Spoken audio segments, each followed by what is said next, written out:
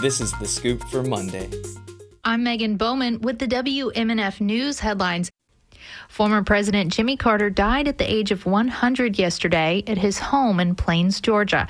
The AP's Donna Warder tells us the Biden administration has taken steps to honor his life and service. President Joe Biden has declared January 9th as a national day of mourning, and U.S. flags on Sunday were ordered to fly at half-staff for 30 days, following the death of former President Jimmy Carter at age 100. January 9th will also be Carter's state funeral in Washington, D.C. The 39th President of the United States spent roughly 22 months in hospice care at his home in Plains, Georgia, where wife Rosalind Carter also died in November 2023 at age 96. Donna Warder, Washington.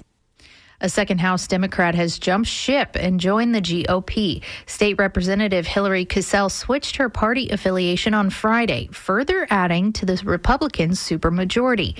In a post on X, Cassell says she supports her new party's vision for a better, more prosperous Florida and questions whether the Democratic Party adequately supports Israel. With similar sentiments as Representative Susan Valdez, the first House Democrat to switch parties following November's election.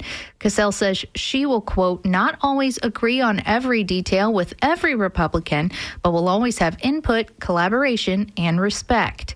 Cassell also questioned the Democratic Party's ability to relate to everyday Floridians and says the party no longer represents her values. A smattering of new state laws will arrive with the new year, but the highest profile change, restricting access to social media for children, will not be immediately enforced. 10 laws passed during the 2024 legislative session will take effect on New Year's Day.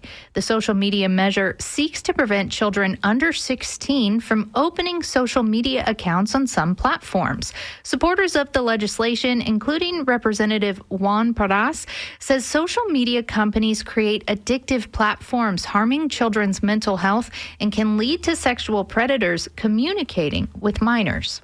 We've seen such an uprise in social media the past 10 or so years, and with that, the rise of mental illness, suicide, depression. So there has to be something that we as Floridians can do to combat that. In October, the Computer and Communications Industry Association and NetChoice, whose members include tech giants like Google and Meta, filed a federal lawsuit challenging the constitutionality of the restrictions. The bill included definitions of social media platforms without naming any outright. Criteria included things like algorithms, addictive features, and allowing users to view the content or activities of other users. Among other laws taking effect on Wednesday will be a measure aimed at preventing people from harassing or threatening first responders. Delray Beach officials say 3 firefighters and 12 train passengers were injured in a Brightline crash over the weekend. The AP's Julie Walker reports on the investigation into Saturday's train versus fire truck accident. Brightline releasing video from their high-speed train as it barrels toward a fire truck on the tracks in Delray Beach, Florida, Saturday morning. The video stops right before the moment of impact. 15 people were injured. According to accounts and video, the fire truck stopped at the gates for a passing freight train. Thinking they were clear, the truck drove around rail crossing arms.